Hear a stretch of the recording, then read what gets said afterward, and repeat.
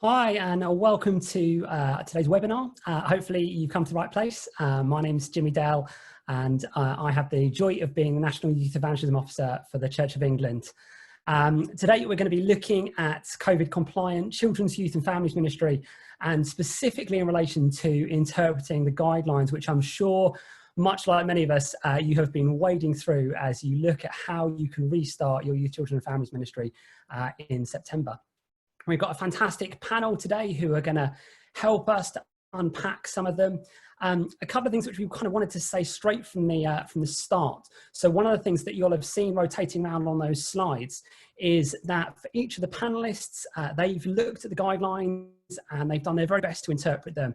And then they will have made advice for the organisations and groups which they represent.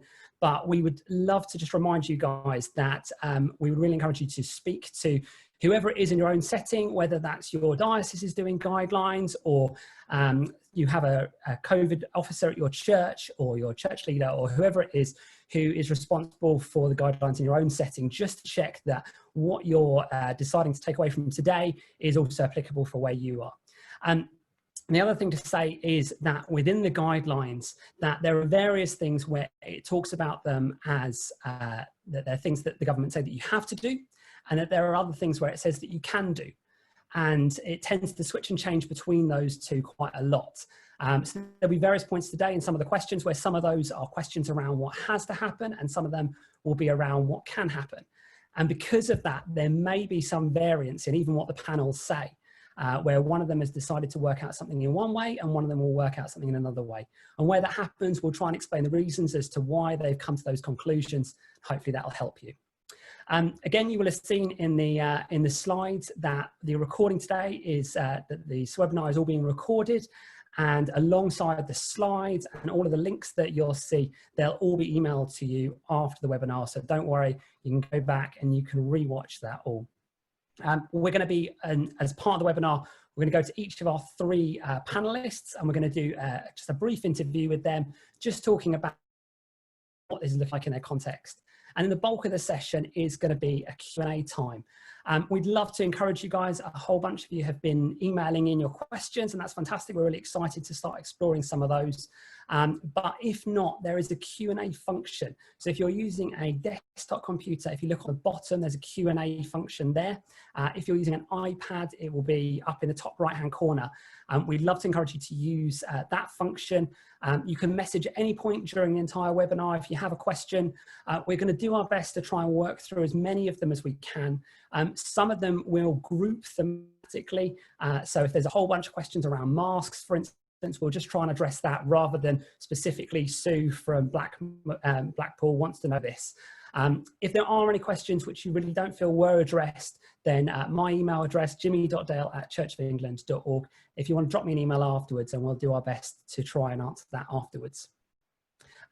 Behind the scenes, there's a whole team who are doing an amazing job of managing to manage this. So they'll be thematically grouping all your questions and answering things. We're not going to have the chat open, so the only way to be able to communicate your Q&As is via the Q&A function. Similarly, the raise hand function, some of you guys who would have spent a lot of time on Zoom, we're not doing the raise hand function. So if you raise your hand, Tom, who's part of our team, will very quietly drop it back down. So the only way to submit questions now is via the Q&A function. One of the things which I'd love to just frame as you begin to think about what some of your questions are is that for some of the questions, it's about how can we do youth and children and families ministry in a way which is safe for those who are going to be coming. And I think sometimes within our questions, it's about asking ourselves whether that's the question which we're asking, or actually is the question, what is it that we can get away with? And I'd love to encourage you as you're framing your questions, that if we can we frame our questions in how can we run youth and children's ministry in a way which is safe, rather than in a way which manages to skate by on the bare minimum. I'm going to introduce some of our panel now. So the first person I'd love to introduce is Lucy Moore. So Lucy is the Messy Church founder and a team leader. And Lucy joins us now. Hi, Lucy. Yeah. Fantastic. So Messy Church is a phenomenon, really. It's been going for a while. And when I think about Messy Church and I think about what lockdown has looked like, surely Messy Church as a movement has died out over lockdown. No, no, they shout, surely not. No, it hasn't. It hasn't. Of course, it's been heartbreaking to have everything taken away from us that makes messy church, some of that external stuff. At the same time, the network is full of incredibly creative people. And what we've seen is people reimagining what it means to be a messy church in lockdown. So there've been people doing messy church in a bag and taking that out to people in their neighborhood. There've been loads and loads of messy churches online in different ways, on Zoom, Facebook Live, YouTube, and so on. It's a huge swell of creativity. Things like messy Minecraft has been happening in Australia, which is quite intriguing. And there's been just the very simple keeping in touch with people, keeping in touch with families, checking that they're okay, which is probably, to be honest, the least glamorous and most valuable thing that people can have done over lockdown. So lots and lots going on. And the international network has probably had to become stronger than ever. So that's really exciting too, with friends across the globe. Fantastic. And obviously within the webinar, we're going to be exploring the bigger themes, but for Messy Church specifically, what problems face a Messy Church that wants to meet again at the moment?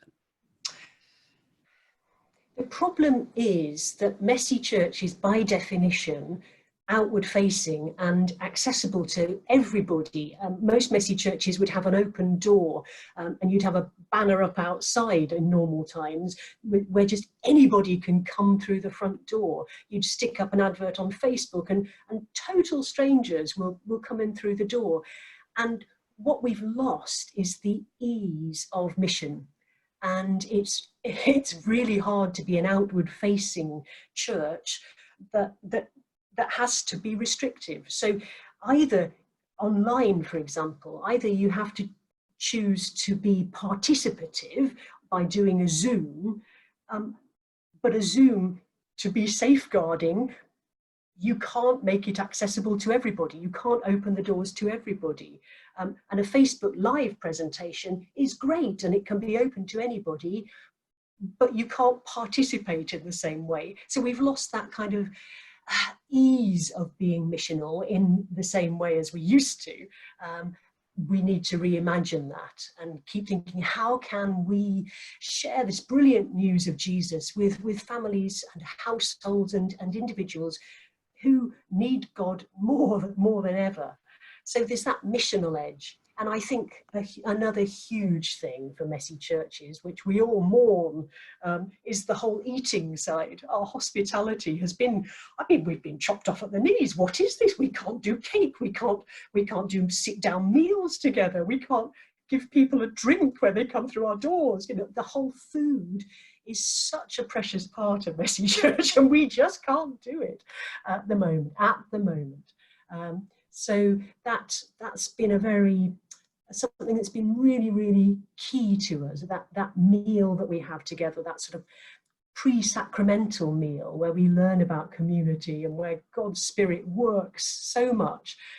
And to have that taken away, it has been huge. So I would say those are the two of the main things. But God still works. God's still at work. Fantastic. And are there any specific written down things in relation, especially to Messy Church, as far as the guidance and the nuts and bolts of meeting again, people who want to do that? Where can they go about finding that out? Well, with fear and trepidation, we pulled together a document which you'll find on the Messy Church website. And it tries to be a practitioner's guide. It tries to give you all the help you need to, if you must meet again, if you really, really feel that the only way forward is to meet again, and I don't think it is the only way forward, but if you think that it is, then here's a document that will help you do that as safely as possible. So it does some of the hard work for you, and it even has a risk assessment, which my colleague Jane Ledbetter did, and I think is pretty useful, because who wants to do a risk assessment? So all that's there for you, and it's spelt out. I suppose if you think of it in terms of a church service where each household is in a sheep pen, at a safe distance from everyone else, with everything that they need at that table in their sheep pen. That will give you an idea of what sort of format we're suggesting, but you can read the details in that document. Great, and I'm sure we'll explore lots of that in the Q&A time. Fantastic, thanks Lucy. Thanks. We're now going to go over to Ika Kennett-Brown. So Ika is the Mission Support Officer for Children and Young People with Southwark Diocese. Hi Ika. Hi Jimmy. So this Monday, you were part of a team and the Church of England who published updated guidance and frequently asked questions on mission and ministry with children, young people and families. I'm sure lots of people who are part of this webinar will have read that. Have you got any general advice on how to use these guidelines? Well, the first one is to actually read the document, and you'll find when you go into the document, it has all the links to the government. There are three main websites that we draw our sources from, and hopefully the links will appear in the chat for you. But one is the National Youth Agency website, gov.uk, and also the Church of England website. And the important thing is, I mean, we're already on our second version of this document because guidelines keep changing and we never know when the government's going to publish the next one. And I literally just raced through all the websites this afternoon just before coming on, just to check that there weren't any further updates that I wasn't aware of. So if you are leading a group, you do need to be on the ball and keep checking these different websites just to see if anything major has changed. And all the websites will have a little date at the top of when they've been updated. So that's kind of helpful to keep your eye on. I think something to say is that they are guidelines. There's no one size fits all, and it's up to each church to work out how they fit with their context. And as Jimmy, you said earlier, when you see a word like must in it, there's a legal implication and there will be fines and things like that if you don't follow that. But where it says should, that points to this is absolute best practice and we'd really like you to do it this way.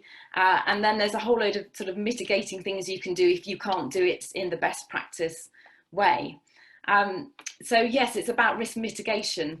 And as Lucy also mentioned, having your risk assessments and regularly updating your risk assessments to make sure what you're doing is safe. And just to say, people in your church will all have a different perception of risk, and that will depend on what's happened to them during lockdown. It might be that your church has really sadly lost a really dearly elderly member to COVID and they were one of your key volunteers, in which case you're going to view how you bring back your older volunteers in a very different way to a church that's in an area that's hardly had any experience there. So it's important to bring your whole church family together on this journey, to consult with your children, your young people, with their parents and carers, and to see, maybe you're in charge of running the toddler group, but you've got to see where that fits into the bigger picture of your church and what your church is trying to do, but also how your church serves its local community. The biggest thing for children and young people next week is returning to school in England. So I know my own daughter's one of them, hasn't been to school for 7 months. It's a massive thing. Maybe your church has got a church school attached to it. So the focus really needs to be helping that community meet back again safely. And then maybe at half term, that's when you might start your youth group again. So it's looking at your wider context. And those of you who are keen, who are looking at the different government advice on the website, you'll notice that there are discrepancies between whether you're a school group or a worship group or a out of school setting. And it's important to remember at church is different to school. Some of the things that they're allowing in schools aren't applicable in our field yet, because school is compulsory, church isn't compulsory. And the overall message is that the government basically is trying to limit the amount of people we are contacting with. So in fact, the government guidelines for out of school settings says to parents, you might choose to limit the number of out of school settings your child attends. So that might have an impact on us at church. And we just need to work with our parents and find out if they are eager to bring their kids back to kids groups, or maybe that's something that they're going to leave once their kids are embedded back in school. And I know I've gone on a bit, but my last thing is, it is complicated. It's constantly changing, but to remind everyone, we do believe in a God who's the same yesterday, today and forever, and he sends us our own personal guide to help us work through these guidelines. We've got the Holy Spirit. God is with us in all of this. Fantastic. That's great. Thanks so much, Aika. Our final panel member is Catherine Burt. So Catherine is the Assistant Director and Communications Manager for Girls Brigade Ministries. So what did the COVID-19 pandemic mean for Girls Brigade community groups? Well, as some of the previous panelists have said, it was obviously a very tricky time to suspend all our kind of face-to-face activities. A lot of the groups were, it's just unheard of, wasn't it? That kind of time when everyone was shutting down around us. So one of the things that Girls Brigade did, we produced some materials called Girls Brigade at Home. We did 16 weeks worth of material that were open to anybody, not just Girls Brigade members. And a lot of our leaders delivered these in various ways. So a lot went out in the post. Some used the materials to deliver online sessions using Zoom or Facebook Messenger and things like that. Some kind of cut and paste activities and stuff on their social media channels for the children to kind of do. And there was a lot of innovation. So it was great to see some people engaging with the GB at Home materials, but some people just going off and doing their own thing in a very safe manner. I know a lot of little notes and presents got sent out in the post. We probably boosted Royal Mail's profits by a lot. But also some of our kind of leaders were very engaged with helping their local communities. So we saw some, there was a group in Guildford who are attached to a COV church who are very much key in setting up a food scheme, feeding the local people in their communities who were in need. So I think there's kind of, the leaders really stepped up to the challenge and did some amazing things during the lockdown period. Fantastic. And a bit like Messy Church, Girls Brigade have put together some guidance. Do you want to tell us a little bit about that? Yeah, definitely. So a Girls Brigade group is a partnership between us, Girls Brigade, and the local church they're attached to. So this makes it a little bit tricky because really you have to obey your church guidance, but also the Girls Brigade guidance. So hopefully they're in line. We've kind of studied each other's guidances, and our guidance is very much based on the National Youth Agency materials. However, if there were any discrepancies, obviously you should go with whatever is the safest for your children, young people and your volunteers. There's no question about that. So we looked at the guidance from the National Youth Agency, and then we talked about it with our trustee board. We talked about it with a group of leaders from around the countries. Some of the staff team are also leaders on the ground, so they know what would and wouldn't work kind of firsthand in their groups. And after this kind of consultation period, we came up with some key principles. So these were things like social distancing must be observed. Hygiene and hand washing is really important as it is enhanced cleaning. You must be able to manage the risks to your volunteers and to your members. Safeguarding measures must be met. I think a lot of people are so preoccupied with thinking about COVID-19, they've kind of forgotten about safeguarding, but actually those are still really important things. So we kind of disseminated all of these kind of key principles and looked at the NYA guidance and then kind of our own thoughts. And we produced a risk assessment and a COVID-19 checklist. So if you're a Girls Brigade group, you have to have a good discussion with your local church about how it's going to work, because we know some churches are not in the same position as other churches. You might have some leaders who perhaps aren't ready to come back face to face yet. So there's lots of kind of, every context is different, every situation is different.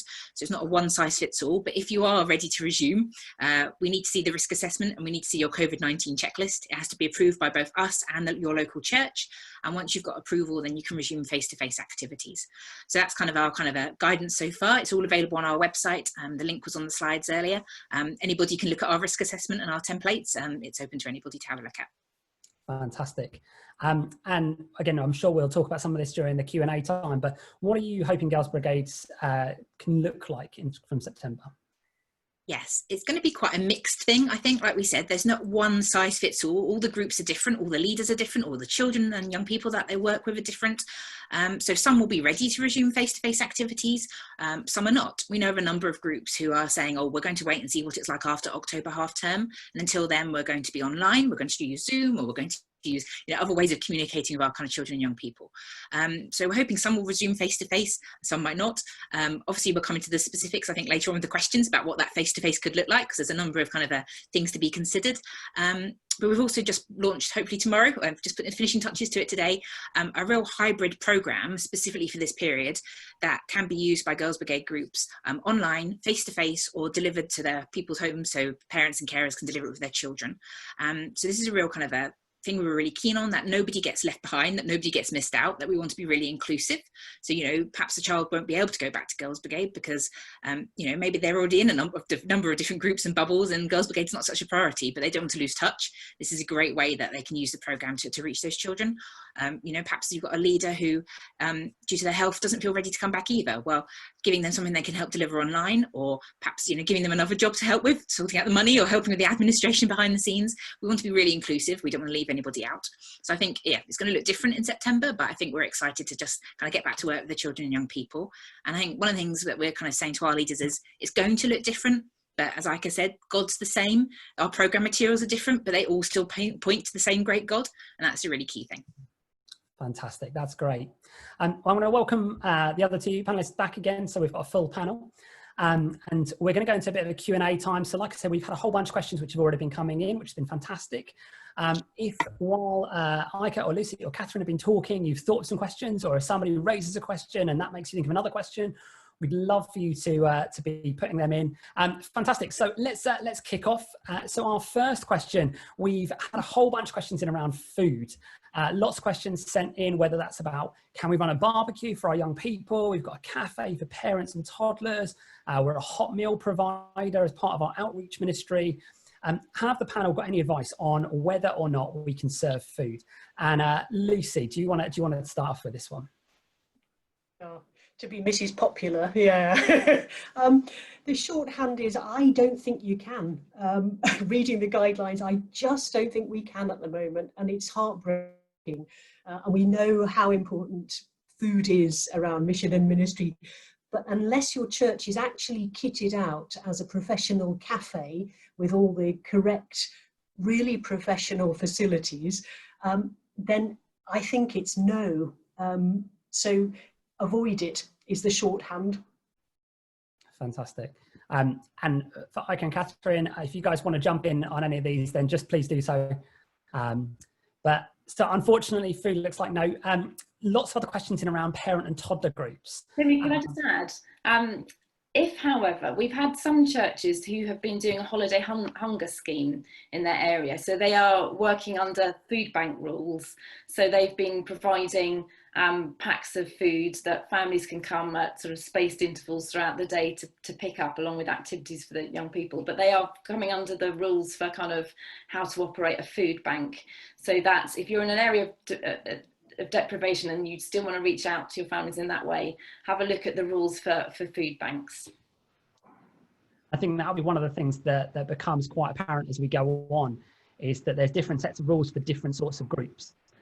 So depending on, I know one of the ones which is definitely going to come up fairly soon is we've got a number of questions around the difference between groups and church services, and the difference there. I had a conversation yesterday with somebody about the difference between campsites and conference centres and hotels.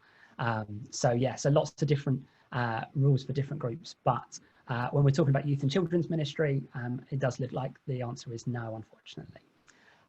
So parent and toddler groups, lots of questions about restarting parent and toddler groups. Probably one of the biggest things that's been asked about, partially because small children don't like to keep a social distance.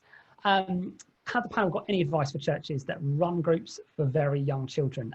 Ika, do you want to start us off on this one? Sure. I mean, I just want to start by saying this is one area, as the team that I worked on, we debated at length, and we also got advice from outside our group. At the moment, in church worship settings, young children are expected to be with their parents. If you look at the guidance for out of school settings, they're currently not allowing parents to go in and have stay and play sessions in early years centres. A couple of weeks ago, the Early Years Alliance did, and it is on their website, that your stay and play could start again, provided you weren't an early years setting. And so we debated this, and we looked at where they were getting their advice from, and they have interpreted the government guidelines for shared spaces in quite a different way to how we decided to interpret them. And we've said not yet, because the reasons I've already said. It would be incongruous to say you can't have a creche, yet your toddler stay and play group can happen at this stage. And the reason why is actually, if you look at the close detail, in theory and on paper, if your family groups can come along and socially distance at 2 meters, if you can have toddlers that can socially distance at 2 meters in a space with toys that are easily cleanable, and you can only do some very quiet singing, then in theory, it is possible that your standalone toddler group could meet. However, we decided in practice, the reality of keeping toddlers socially distanced from each other and also with their adults, that the cleaning regime that you would have to have is beyond that of most churches and volunteers at this stage. So that's why it's a not yet. So I know a lot of people are disappointed about that, but this is not a forever decision. Things change all the time. The government announces new things all the time, which we don't get any warning about. And instead, it would be good for families to think about and churches to think about, well, what is a safer way of connecting with our families with toddlers at this stage? Jimmy, I know that you've just had a baby, and I was wondering if you wanted to share what your church have done for those new parents. Yeah, sure. So, I mean, I think one of the things, and actually it came out in the interviews at the start, is that idea between the way in which we've always done things and doing nothing. And I think sometimes it feels like it's one or the other. And one of the real challenges which has come, and the real opportunities, I suppose, during lockdown has been, how do we think creatively about finding that middle ground? What are the things that we can do? And I know that me and my wife have just had a baby. I mean, I did very little in the process of actually having the baby, but there's been a whole host of us in our church who have all just had small children. And obviously, normally at this point, there'd be a whole host of things, baby movement classes and mums and tots groups and all kinds of things where they'd be engaging and they'd be meeting other mums. And I think one of the things that our church was really good at identifying quite quickly is that probably for a lot of those mums, the biggest thing is being trapped in the house all day with a baby. They need to chat to other mums. So what were the ways that they were able to do that in a way which was safe? And so what they've essentially done is they've started setting up like family hubs is what they've called them. But essentially it's a couple of mums in a group, a little bit like a small group. So they've got a WhatsApp group where they can kind of chat to each other. They're going out and they're having a picnic together as a group. They're going for walks together. So all these kind of things that we've been doing with friends, that actually it's moving it from as a church, we're going to do an organized activity. So actually, how do we release the lay members of our church to be able to essentially get alongside the others in the church who maybe are in need of that support, they're in need of somebody to chat to. And actually that relational connection can still be grown and developed, maybe without the way which we would have done it with big mums and tots groups and things like that. But it works really well as a kind of relational middle ground. Yeah. I don't know whether any of the other panel, Lucy, obviously from your perspective, you're coming in rather than a mums and tots group, but you're coming in from the perspective of Messy Church being a service. Do you want to talk a little bit about that for us? The advice we were given from the Church of England medical officer when we were putting together the document was to be very, very clear about what Messy Church is, and that Messy Church is an act of worship rather than a children's group, which was a great relief that they didn't need convincing about that particular aspect. Once you're clear in your head about what you are, it's much easier to know which guidelines to follow. So it was very clear to us right from the start, we needed to look at the guidelines there for the acts of worship. And when those guidelines change, which they did like 5 minutes after we'd put the document live, suddenly the stuff about masks came in. And it was, somebody was saying, well, why haven't you included masks in this document? And it's because it came out 5 minutes before. So it's really helpful to think, is what we're doing an act of worship? In which case we will follow those guidelines. Is it a children's group? We will follow those guidelines. And maybe it's really hard, isn't it? Because a lot of us would say, a lot of the people who do children's work would say, well, we're doing church with children. It is church, it is worship with children, and it is. but perhaps in this particular context, it might be helpful as a touchstone to just say, if the parent or carer is there with the child and they're gathered there to worship God primarily, that's an act of worship. If it's a group of children who are being looked after by responsible adults who aren't their parents or carers, then it's more of a children's group. But even saying that, everyone's going, oh, but there are loopholes in that, aren't there? And of course there are. But that's what I'd offer as a very broad brush touchstone. And Catherine and Ika might well have other things to add to that. I mean, just to say, there's been a few questions around toddler church. So I know some groups, it's not a stay and play, it's you come along and you actually are doing an act of worship. So for those that are involved with toddler church, you want to restart, I would really recommend you actually have a look at the Messy Church sort of way of how you might gather again, to see whether there's some really good ideas, like having the sheep pen idea, and maybe that is a way forward for your toddler church as you do an act of worship. Yeah, no, I think definitely. I think that being able to define within a church setting what is almost the purpose of what we're doing, I think that's really helpful, Lucy. Is this a group for reaching out to mums or families, or actually are we trying to do a worship service here? And actually maybe what it does as well is it helps us to focus within our services. I know that there will be lots of people who the idea of family services fills us with a little bit of dread. For others, it will be our greatest joy. But actually, instead of saying, you know what, we're going to do one service and we're going to do it for all ages, what does that look like to do kind of intergenerational worship? What does it look like to create those spaces? I think that's a really interesting thing to think through within this. There was a lovely story from a church in Oxfordshire that was doing, it was actually a messy church, but it could have been any sort of intergenerational church. And they wanted to keep the safe distance. They wanted to keep the 2 meters away. And so they had a sort of, not a police person, but someone who was in charge of safety, and gave them a tickling stick that was 2 meters long. And when the small children desperately wanted to talk to the minister, then the tickling stick person came in and tickled the minister, not the small child, and said, "Minister, you are too close. You are too close. You need to get back." So there's all sorts of imaginative ways people can have fun with this. And I know that's difficult, but yeah, lots of ideas out there. Fantastic.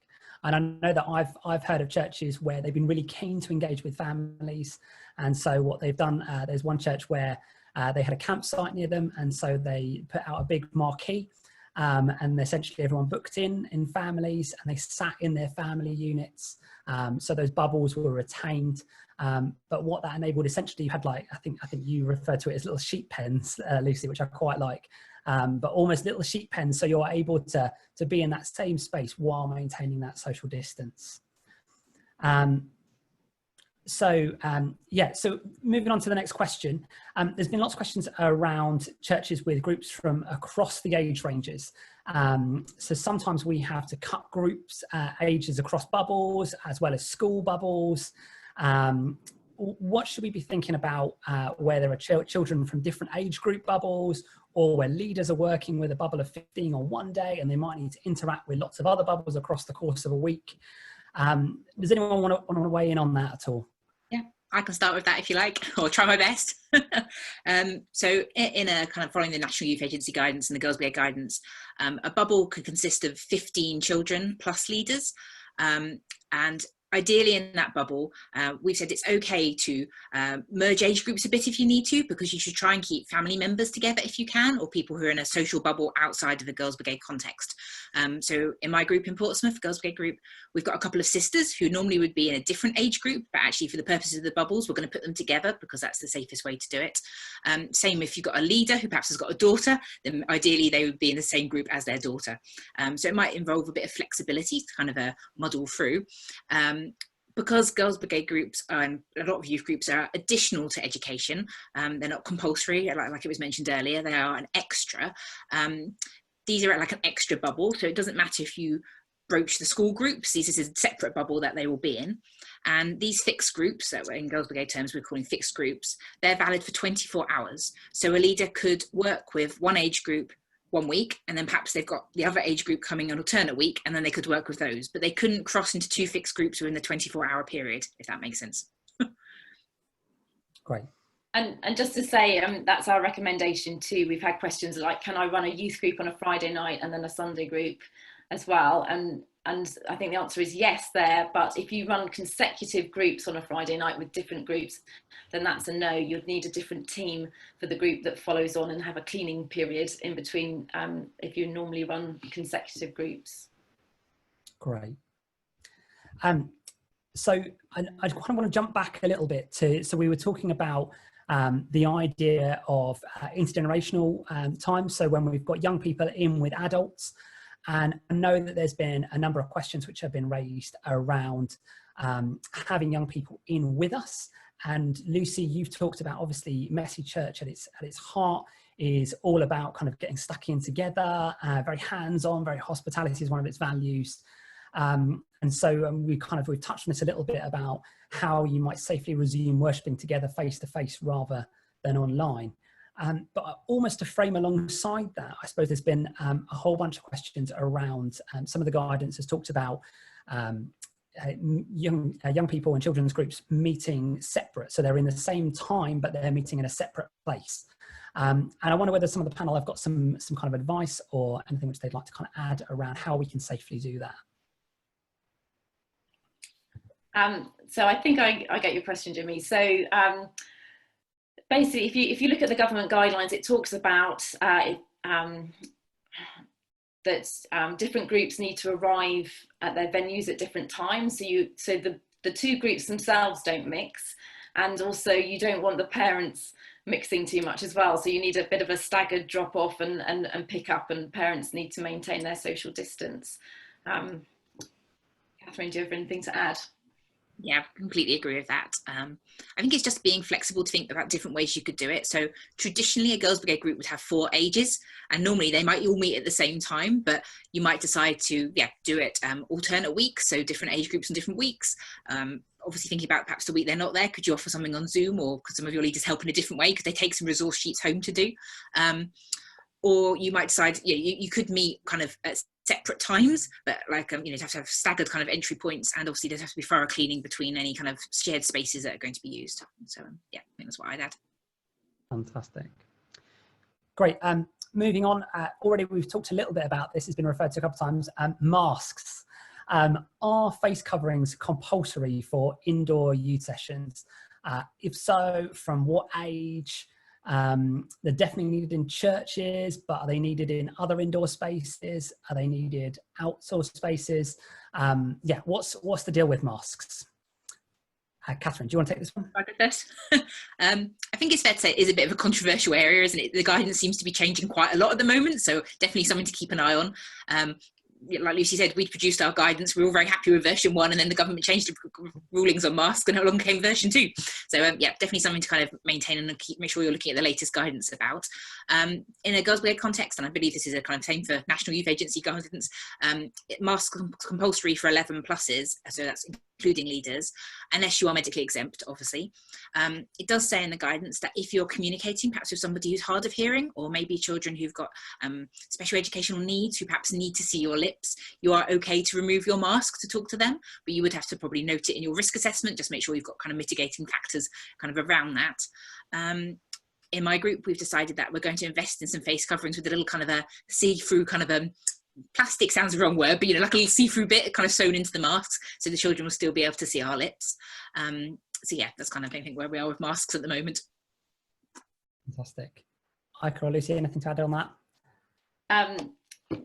There were a number of questions actually about, so in a church worship setting, the leader of the, who is giving the sermon or can take their mask off during that time. And we've had a number of questions about can that be the same for children and youth leaders? And so what we've said in our guidance is to say, so when you're in your children and youth group setting with your group of 15 and with your leaders, as you go out to your setting, if you're over 11, everybody should be wearing a mask. But when it comes to if you're going to lead prayers or if you're going to read a story and stuff like that, as a leader, you can take your mask off at that moment, but try and make sure you're 2 meters away still. But then when you've finished your bit and maybe another leader is taking over, then you put your mask back on, they take their mask off, and we do it that way. Fantastic. And I know that around the subject of yeah, and I think, sorry. Sorry, Lucy, you go. Go on.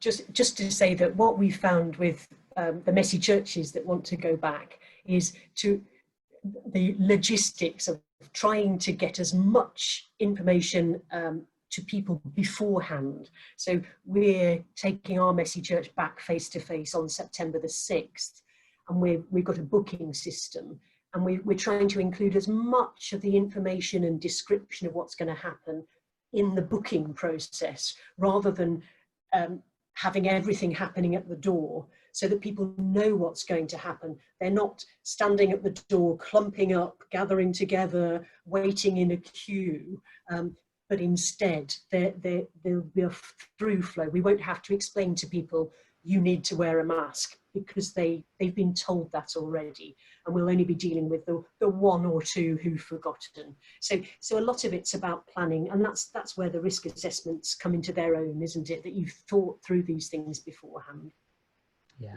I think that's really key. I think we're advising all groups before they go back to communicate with the parents and carers about the different measures, what is different about Girls Brigade at this point.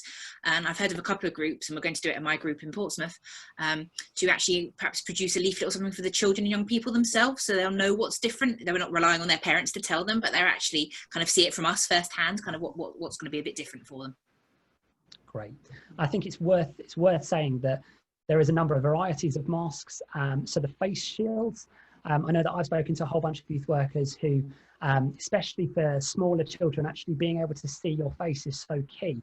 I know that my wife has talked a lot about it, that our baby has only ever seen people wearing face masks whenever she's gone to doctors or whatever else. So are there ways that you can do that?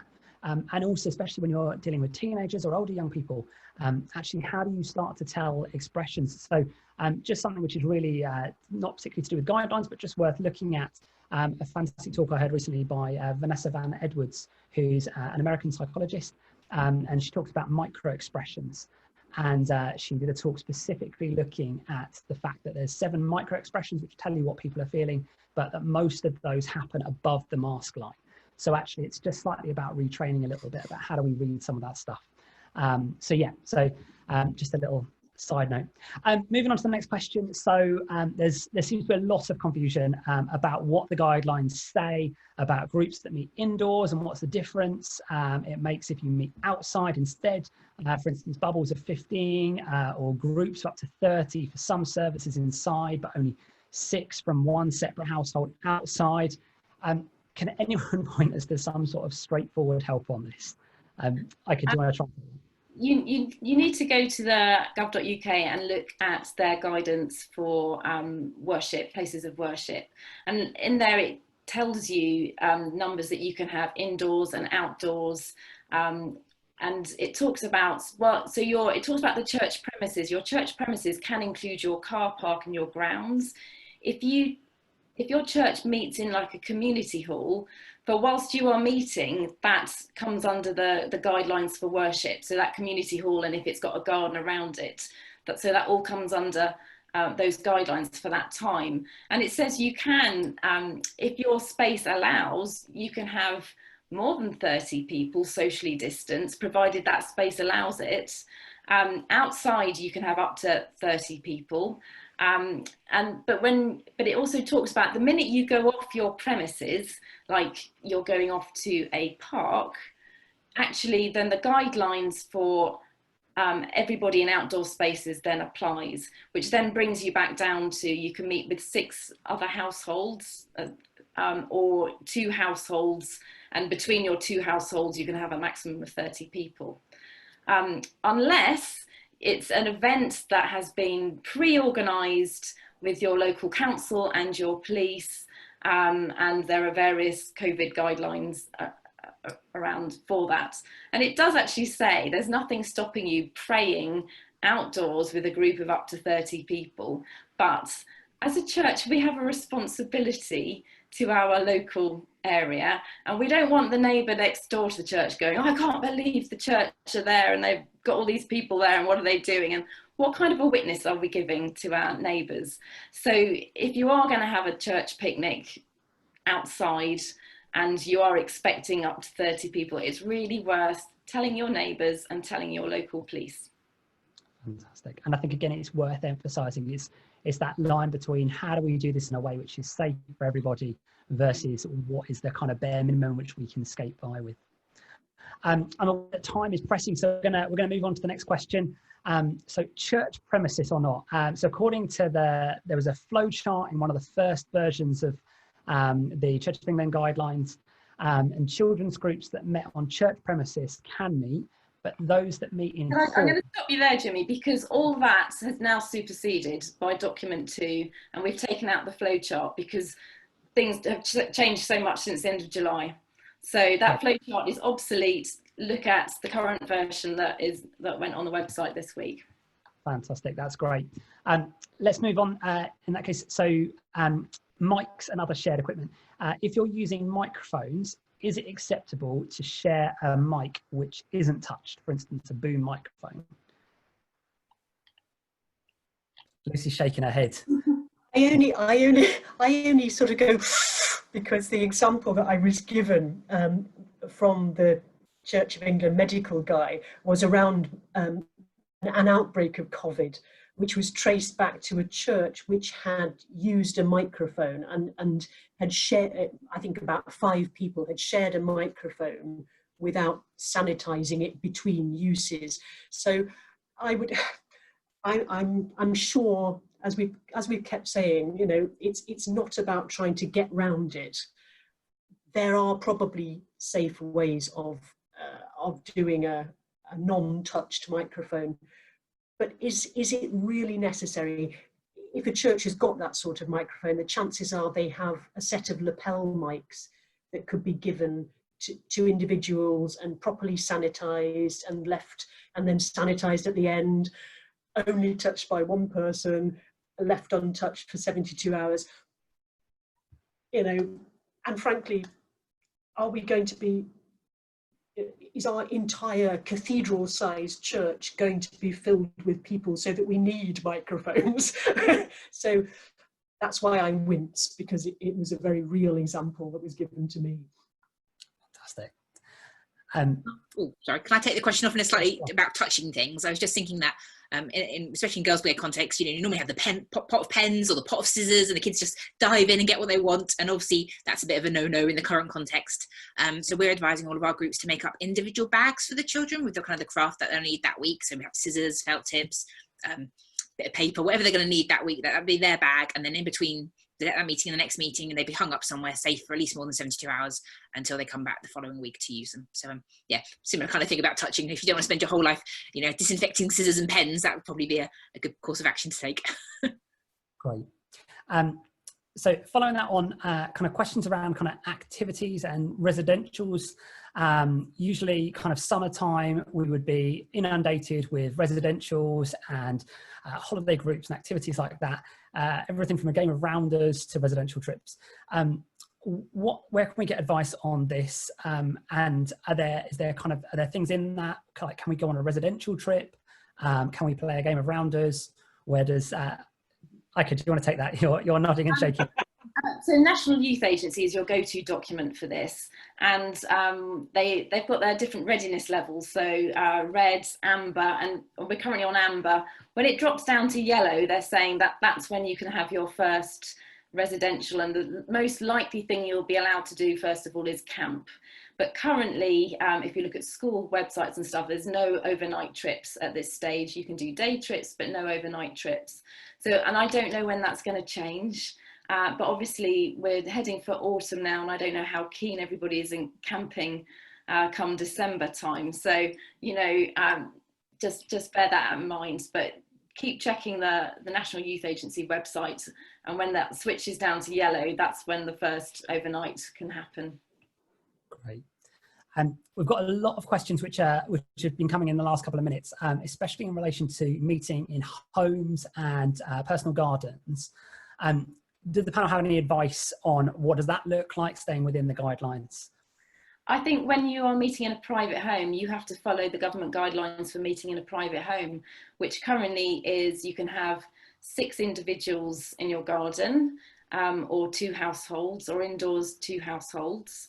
So if you are wanting to meet with young people, you also have to bear in mind normal safeguarding measures.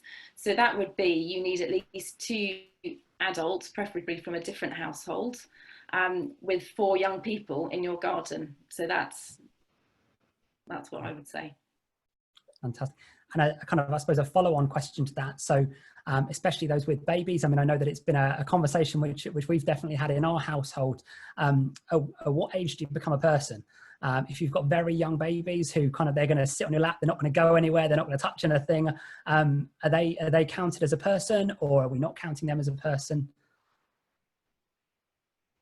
I don't know. I think once babies are on the move, you are in a whole new field. So definitely, as if they are crawling and things like that, that becomes a new challenge for you. So you've yet to reach that phase yet, Jimmy. I mean, I think my own take on it has been, it's basically around common sense, really, isn't it? That ultimately, if we keep in mind that ultimately we're doing all of this because it's about keeping people safe, then actually that becomes our kind of barometer to decide whether this is something which we can do or not. But yeah, we've got a question. So obviously we've referenced there's kind of 3 big documents which we kind of keep coming back to. So there's the Church of England's documents, there's the National Youth Agency's documents, and then there's the government's documents. So in some cases, the National Youth Agency's documents vary very slightly from the government's guidelines. Is there kind of one which takes precedent over the other, or is it about holding both in parallel with each other? Or has anyone got any thoughts on that?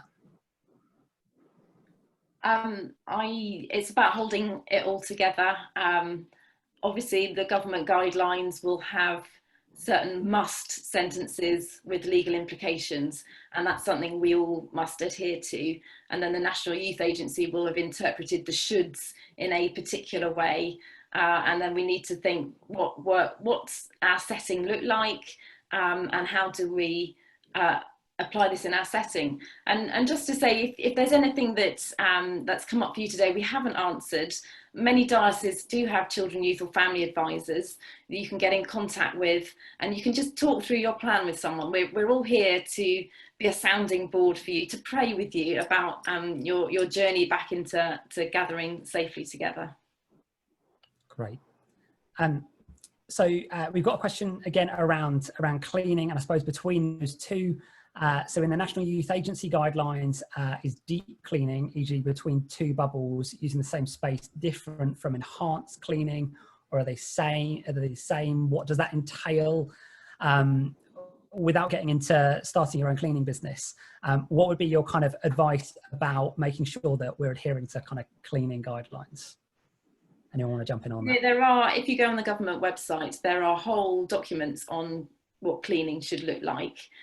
So do have a look around in there, but sort of briefly, particularly when working with children generally touch things. So it's wiping down surfaces that are sort of child level frequently, having your hand washing facilities available, hand sanitizer regularly. And it might be with your group halfway through, you have let's all come and hand sanitize our hands moment, build that in as part of the routine. So great. We've got a couple of questions which have kind of come off the back of things which we've already discussed, but just I suppose kind of clarification things. So one of them, which is a follow on from our first question around food. So somebody's asked, what about wrapped sweets or going out to eat at a cafe or similar? Are people bringing their own food? Are any of those okay, or is it a blanket no on all forms of food? think a lot of it is around touch, as Catherine was saying earlier. It's about what you touch. So you can have wrapped sweets, of course you can, but if everybody's hand is diving into the basket that's holding the wrapped sweet, you've instantly got a kind of hideous petri dish of unpleasantness. So, you know, an example was we had friends round for fish and chips, and I did separate provision of ketchup bottles and vinegar bottles for each of the households.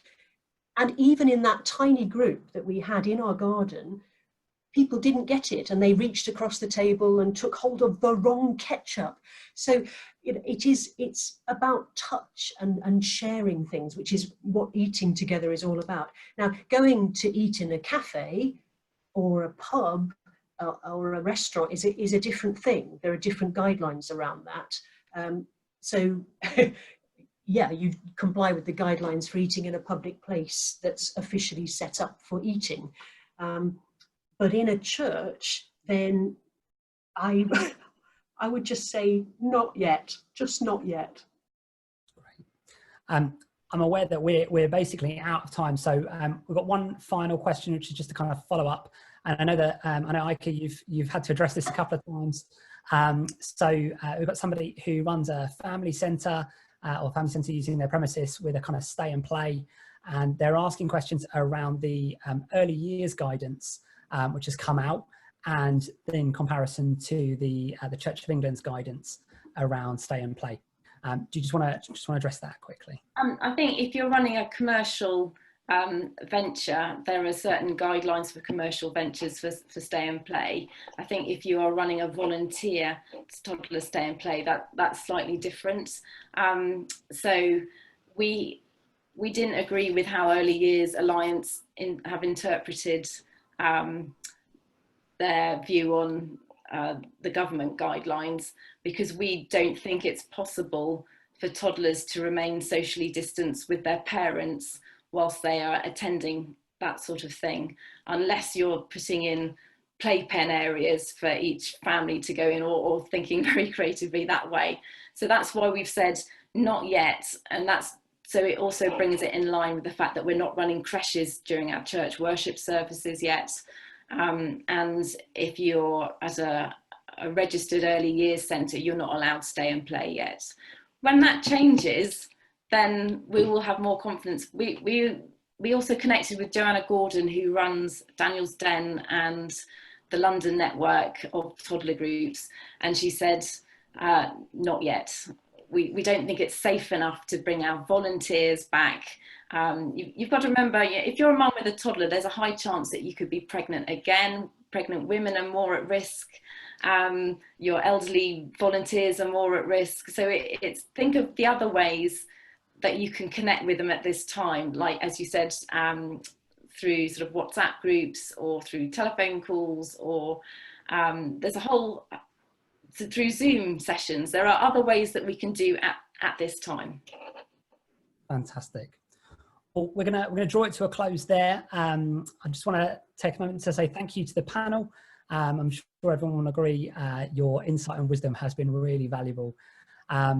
If you don't feel like your question got answered at all, you can email in, so jimmy.dale@churchofengland.org, and we'll signpost it on to whichever of the panel we feel is most appropriate to try and give you a bit of an answer on that. And if you would like to know more about any of those organisations, so be that Girls Brigade or Messy Church, again, please get in touch. Ika mentioned about youth and children's advisors, which most dioceses have. If you don't know who that is and you'd like to know more about that, please get in touch there. But I just want to finish by just praying for us all as we look again at the guidance, we look at what it looks like to restart. And I'd love for us just to ask God just to come and be at the centre of that. So Father God, thank you for this time that we've had now. Thank you for the passion that you have given to each and every one of us in how we can best reach children and youth and young people with the good news of Jesus. And Father, as we consider how we can go about moving back to physical meeting in a way which is safe, in a way which meets the guidelines, and in a way which keeps people safe. Father, would you give us wisdom? Would you give us insight? Father, would the stuff which is of you, would that stay with us? And the stuff which isn't, would that fall away? But Father, most of all, we pray for all of those children and families and young people who we have connections with, that in this period which is upcoming, whether it's physically or whether it's online, that through our contact, that we would build deeper relationships with each other, but more importantly with you. And that ultimately we would see your kingdom grow in this time. We ask that now in Jesus' name. Amen. Thank you all for joining us. It's been wonderful, and we look forward to seeing you all again soon. Thank you.